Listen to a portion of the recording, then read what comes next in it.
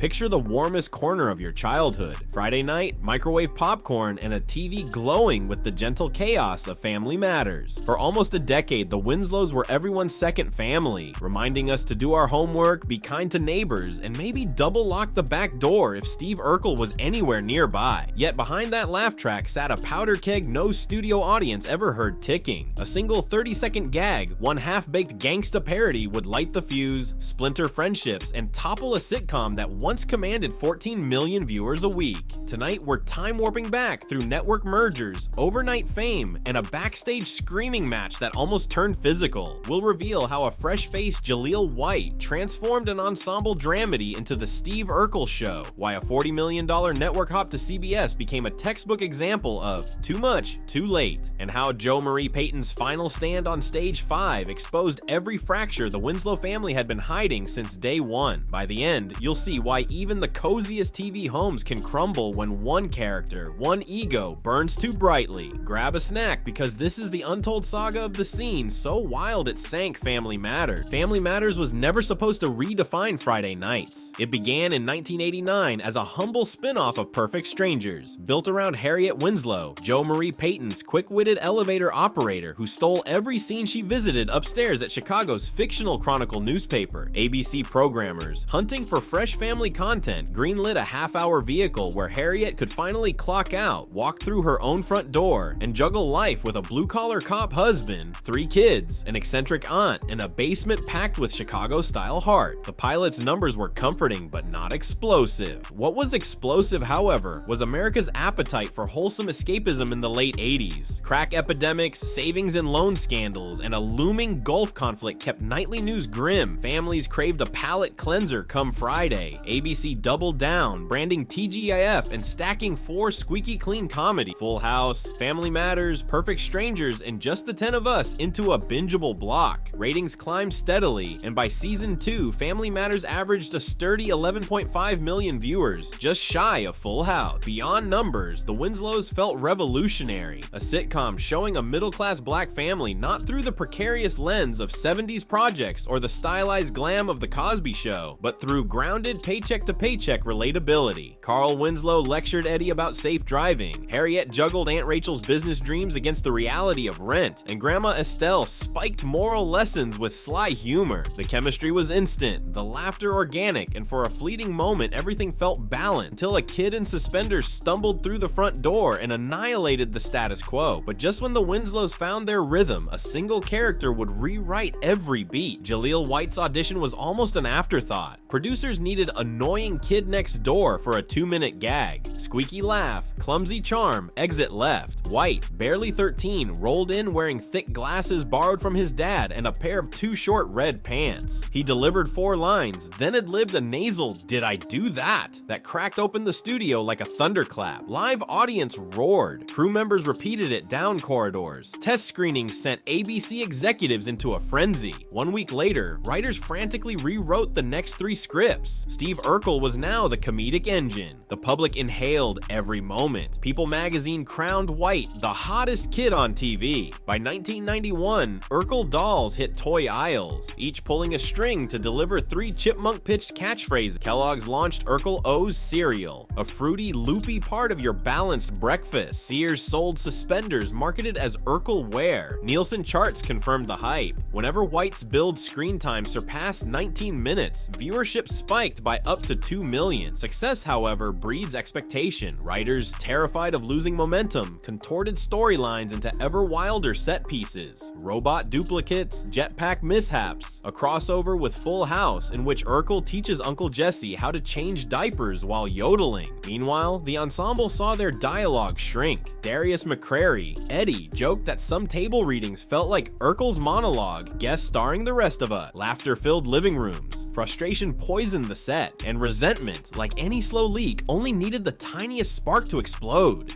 By season 4, the cast's workdays resembled endurance trials. Scripts arrived hot off overnight printers, peppered with neon highlights, 90% of them landing on White's desk. Jo Marie Payton, who had once been show centerpiece, now fought for punchlines that survived final edits. Reginald VelJohnson, Carl, began locking his dressing room door, telling friends that Solitude and Jazz Records were my only oxygen. Crew gossip talked of slammed props, sweaty shouting matches over line cuts, even threatened walkouts that publicists patched with joint statements about creative passion. Money complicated everything. White renegotiated twice before age 18, reportedly ballooning his per-episode salary from $25,000 to $180,000 plus a slice of merchandising. Payton, still paid like an ensemble lead, felt sidelined both financially and narratively. Rumor has it her contract writer eventually included a clause guaranteeing at least one scene sans Urkel per episode, a last-ditch attempt to safeguard the Winslow core. Sources say that clause was honored about half the time.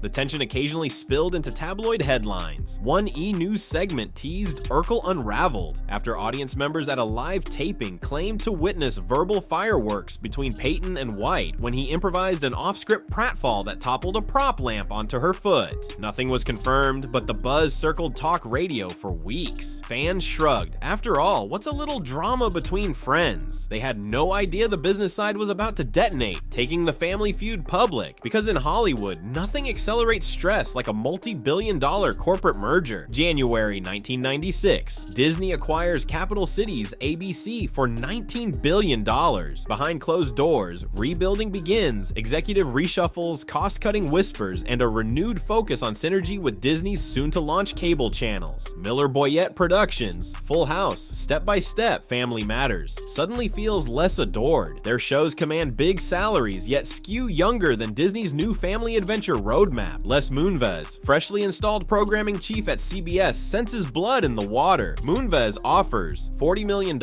an amount ABC accountants call insane, to relocate the two remaining Miller Boyett hits to CBS and anchor a new Friday block party. The Lure, prime marketing, generous back-end points, and carte blanche to develop spin-offs. Miller Boyett signs almost before the ink dries. Cast members celebrate sizable raises. VelJohnson's paycheck jumps to a reported $250,000 per episode. Payton's edges up too, though still not equal to White's rumored $350,000. But CBS has a problem. Its median primetime viewer is 51 years old, not 15. Promotions plaster Urkel across bus stops and magazine back covers, yet the network's established audience blinks in confusion. Meanwhile, ABC restocks TGIF with Sabrina the Teenage Witch and the new kid household comedy Boy Meets World, and the younger demo barely notices the Winslows have migrated. Friday, September 19th, 1997. Episode Out with the Old debuts on CBS. Ratings, 8.9 million. Not catastrophic, but barely half the old ABC numbers. Worse, CBS scheduling pairs Family Matters with the short-lived sci-fi misfire Mego, alienating the core viewership. Execs scramble, time slots shift, promotional budgets inflate, morale on stage 5 craters. Yet even this ratings freefall wasn't the mortal wound. That blow landed during a single infamous table read mid-season 9 writer's room. Tapes show Jaleel White giddy about a new idea. Urkel's never-before-seen cousin, original gangsta dog, OGD for short, rolls into Chicago wearing gold chains, oversized shades, and a chip on his shoulder. He speaks in mock street slang, flashes gang hand signs, and threatens to pop a cap if Eddie doesn't cough up his Jordans. White believes the bit will satirize stereotypes and let him flex range. Broadcast standards execs raise red flags, glorifying gang violence, racial caricature, potential standards and practices violations in prime time. Writers soften profanity, questions remain. During the first read-through, Payton reportedly asks, "If this is satire, where's the moral?" White fires back that the moral is in the punchline. Urkel appears at script's end to lecture OGD on choices. Payton counters, that moral is 30 seconds after 4 minutes of foolishness. Voices rise. Sources claim White slaps the script onto the conference table edge. Pages splaying. "Don't come at me with that mother attitude," he allegedly yells, prompting Payton to stand so fast her chair capsized. Darius McCrary intercedes, wedging himself between between them. Stage managers clear the room. The fight doesn't end there. Studio halts rehearsal for 12 hours while producers negotiate a salvage rewrite. OGD can stay, but his threats become comedic bluster. The hand signs become exaggerated high fives, and the prop pistol in the handbag, gone. Payton finishes taping, delivering her lines with ice-cold professionalism. Next morning, she meets with lawyers. 2 episodes later, Harriet Winslow, cornerstone of the show, vanishes without explanation, replaced by veteran actress Judy Ann Elder. Viewers think it's a one-off cameo. It isn't. When Original Gangsta Dog airs March 1998, critics pounce. Variety calls it tone-deaf. Chicago Sun-Times wonders what show this is anymore. Ratings wobble again, now below 7 million. Fans, confused by Harriet's sudden new face. Flood forms with conspiracy theories, none as sensational as the truth. An on-set showdown detonated decades of simmering frustration,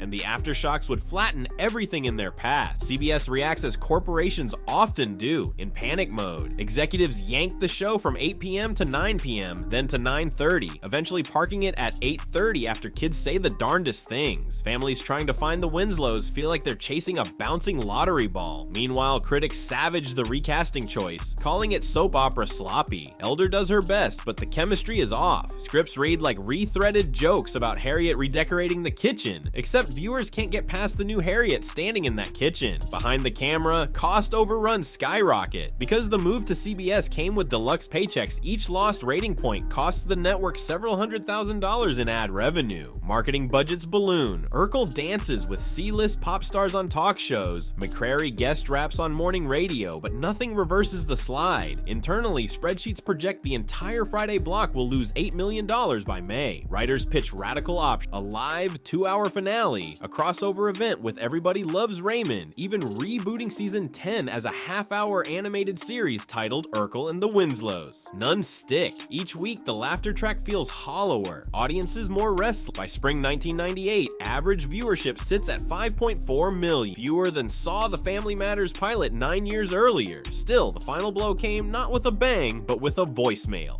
July 17th, 1998. While NBC devotes primetime slots to hyping its must-see TV farewell for Seinfeld, CBS offices in Studio City roll out plain manila envelopes with 2-sentence memos. Production for Family Matters concluded. Sets to be struck by August 3rd one by one. Cast members find the news by phone, or in Vel Johnson's case, by a voicemail instructing him to clear his locker. There is no wrap party, no champagne toast, no extended bow beneath the lights. Darius McCrary later recounts that when he drove onto the lot for what he assumed was script pickup, security guards wouldn't lift the barrier because his pass had been deactivated. Inside, sets already sat half dismantled. The living room where America watched Laura reject Urkel's early advances lay in pieces on flat dollies. The famous front door, where Steve once exploded a beaker of polypraline soda, leaned against a dumpster. A moment later, McCrary says, "I laughed, then I cried, then I laughed again." The family had moved without saying goodbye. Fans too felt ghosted. Message boards buzzed. Why no finale? Did CBS hate us? Conspiracy rumors claimed White held out for $1 million last episode. Others insisted Disney sabotaged CBS by withholding promotional rights. Reality was simpler, if crueler. The show just wasn't making money. Networks, like sitcom characters, follow the laugh. Once the laughter stops, lights go out. But memories, like syndicated reruns, refuse to stay buried. More than 25 years later, Family Matters occupies a curious cultural status. Clocking 215 episodes, it remains the 3rd longest running live-action American sitcom with a predominantly black cast, surpassed only by The Jeffersons and Tyler Perry's House of Pain. Reruns decorate late-night schedules from LA to Laga. Streaming queues guarantee new generations meet Urkel on phones rather than cathode ray tubes. Urkelmania itself never fully died. Nike released a limited edition SB Dunk colorway dubbed "Did I Do That?"